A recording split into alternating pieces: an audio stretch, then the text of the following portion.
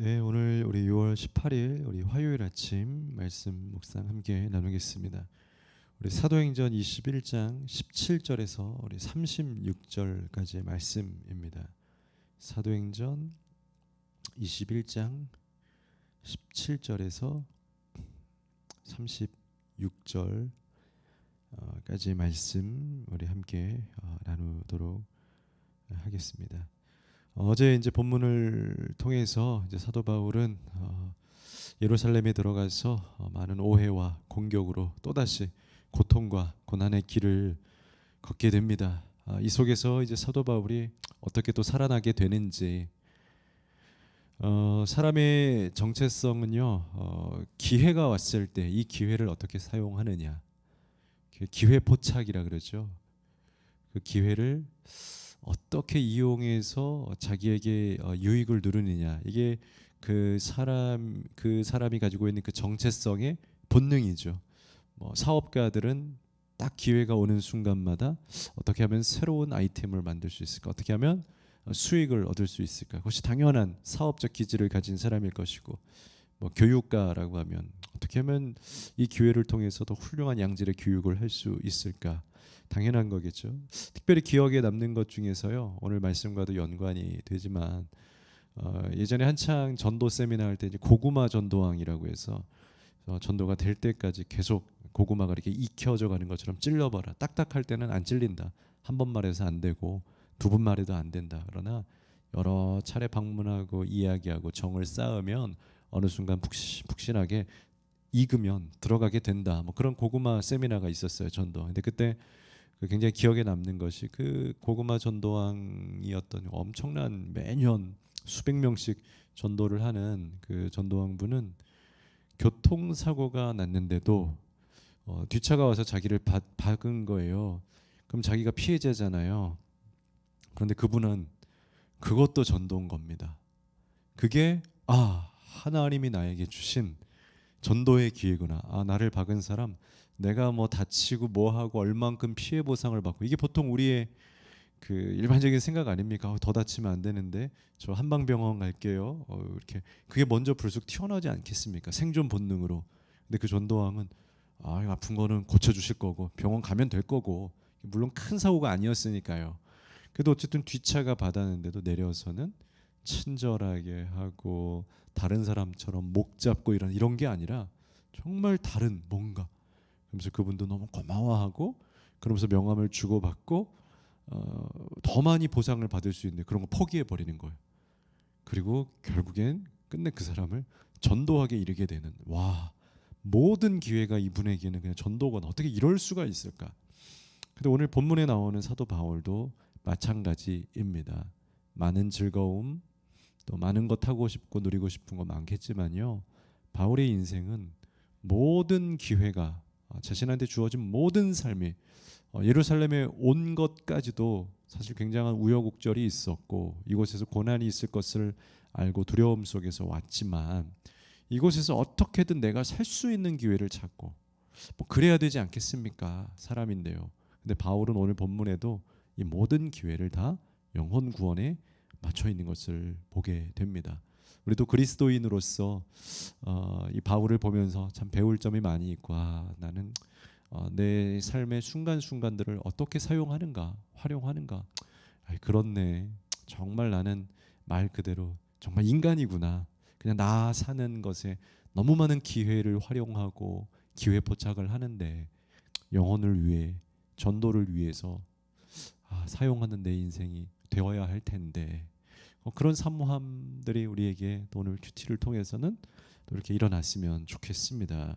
그래서 37절에 40절이 어제 본문에 이어서 나오는 본문인데요, 이제 바울이 끌려서 사람들에게 돌로 맞고 또 죽일 위험에 처해졌습니다. 오해였죠. 바울이 한 것이 아닌데 바울이 유대인들을 모멸했다. 또 에베소 사람과 헬라 사람을 에베소에서 성전에 데리고 갔다.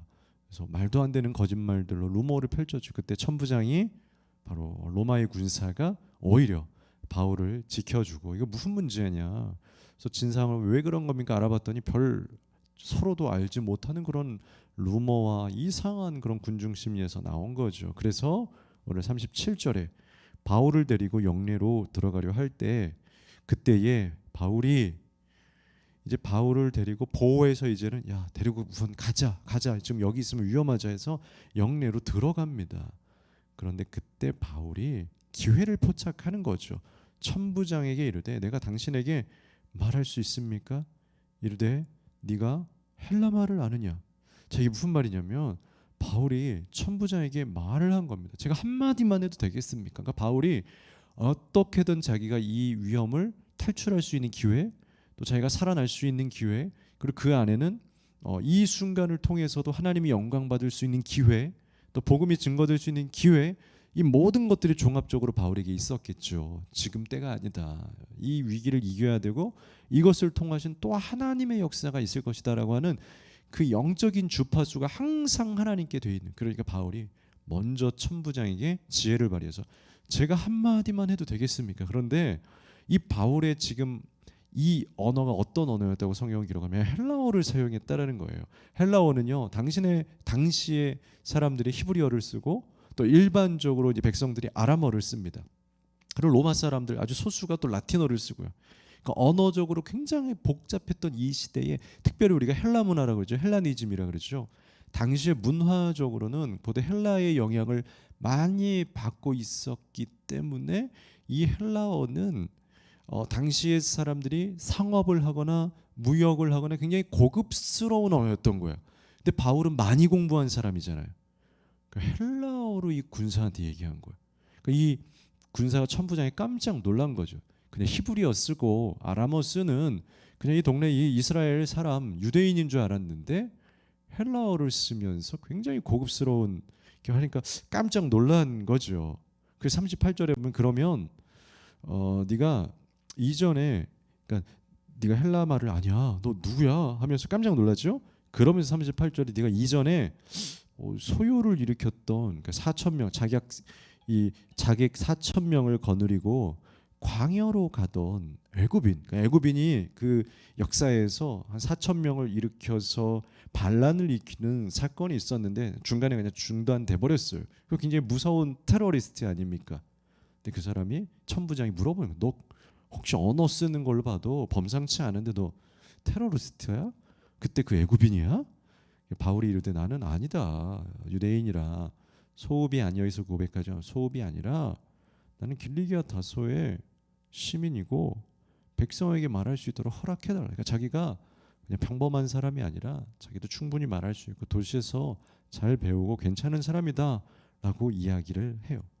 그래서 40절에 천부장이 허락하거늘 바울이 층대 위에 서서 백성에게 손짓하여 매우 조용히 한 후에 이제는 히브리 말로요. 여러분 놀라운 걸 보십시오. 이 바울이 굉장히 지혜로워요. 천부장에게 이야기할 땐 자기가 말할 수 있는 권리를 얻기 위해서 헬라어를 사용해서 자신의 권한과 자신의 어떤 위치들을 보여줘서 기회를 얻고 그리고 백성들한테 이야기할 땐 이젠 당연히 그들이 일반 백성들이 들어야 하기 때문에 유대인들이 들을 수 있도록 히브리 말로 일반 언어로 말을 하게 된다라는 거죠.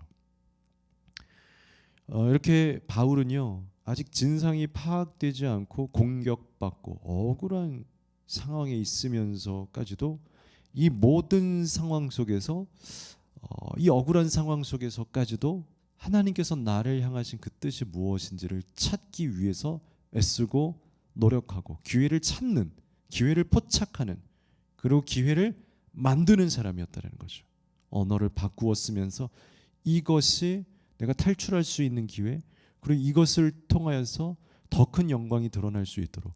그래서 오늘 큐티를 보면서도 우리가 언제든지 그 기회를 위해서 우리들의 재능, 오늘 바울에게는 언어였죠. 당시 혼잡한 그 문명의 세계 속에서 여러 가지 언어를 쓸 수 있는 지성, 지능, 재능, 이것이 그에겐 기회의 힘이었던 거죠. 여러분들도 여러모로 쓰임 받을 수 있도록 많은 것들 준비하겠지만 복음으로 쓰임 받을 수 있도록 재능을 준비하는 것, 아름다운 것 아니겠습니까? 우리가 인생 80년, 100년을 준비하기 위해서 많은 사람들이 투잡, 쓰리잡을 위해서 준비합니다. 훌륭합니다. 필요합니다.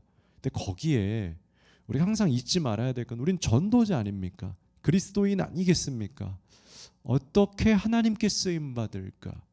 그것을 그 기회를 위해서도 여러분들이 그 무언가를 틈틈이, 제가 과거에도 교회들에서 보면요, 성전 꽃꽂이로, 물론 자신도 좋아하는 일이기 때문에 그렇지만 하나님께 쓰임 받고 싶어서 늘 성전 꽃꽂이 자신의 또 헌금으로 또 자신의 이렇게 섬김으로 꽃 이렇게 해서 예쁘게 예배마다 강단이 항상 환호해지고 밝아질 수 있도록 그 자신에게 있는 모든 투자와 비용의 가치를, 그 기회를 하나님께 쓰기 위해 사시는 분들도 있어요.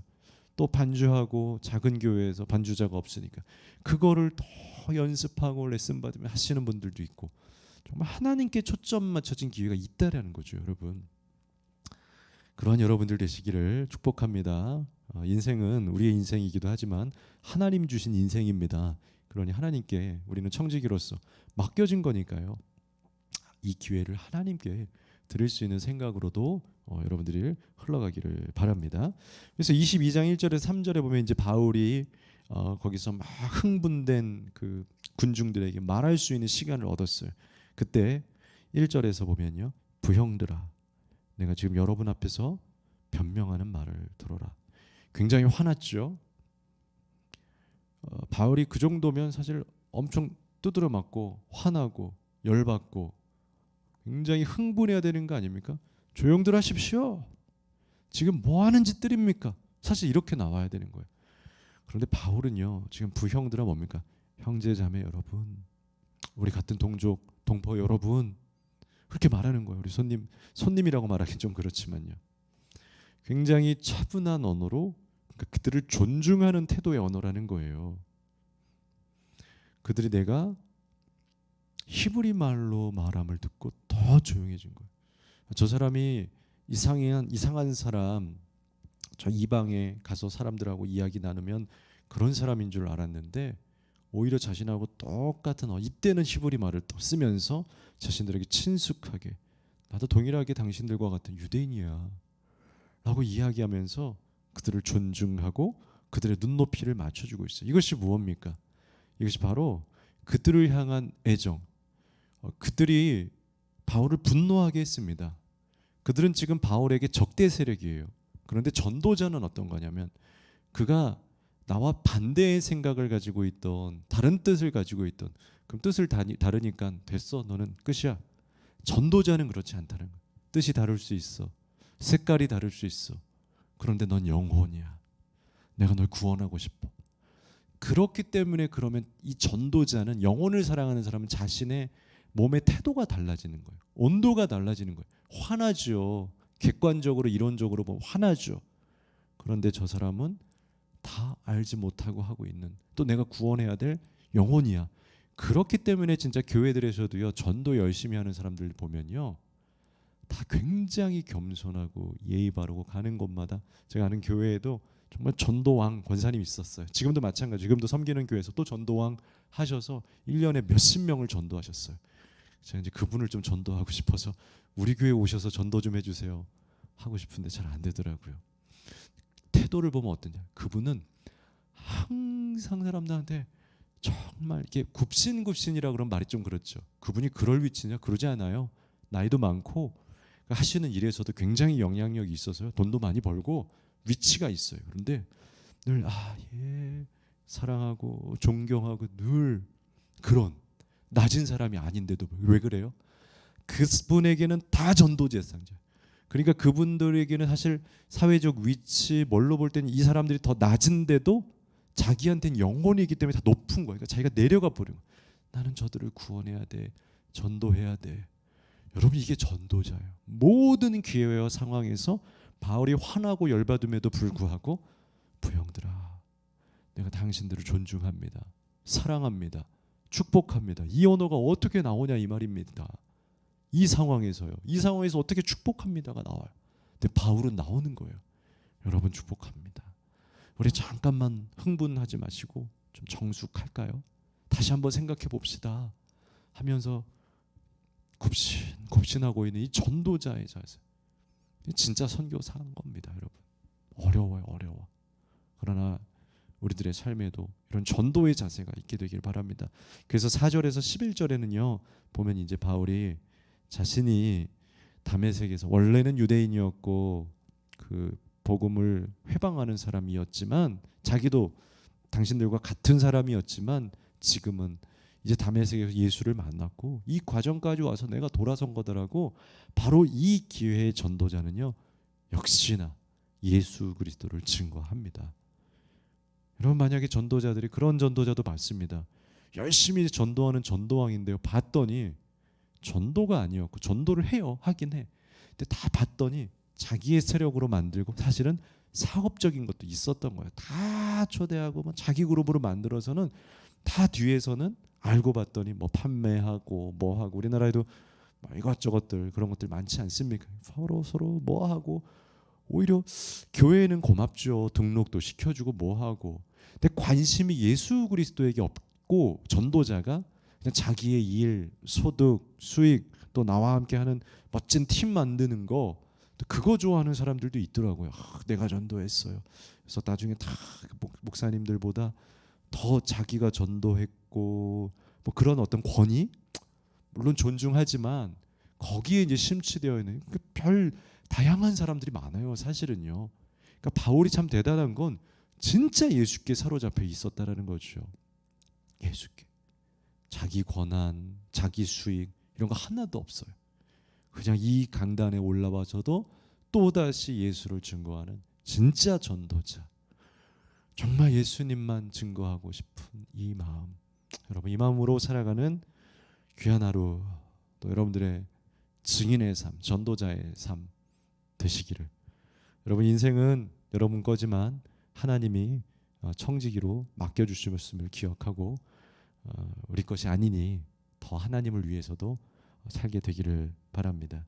기도하겠습니다. 하나님, 바울은 자신에게 왔던 모든 기회를 그 기회를 만들었고 지혜로 언어로 우리 성도님들에게 특별히 바울처럼 언어의 달란트의 은사의 지혜를 주셔서 혹은 없다면 개발하게 하여 주셔서 하나님께 크게 쓰임 받게 하여 주시되 우리에게 주어진 인생의 모든 기회에서 바울처럼 영혼을 사랑하고 구원하는 역사가 있게 하여 주옵소서.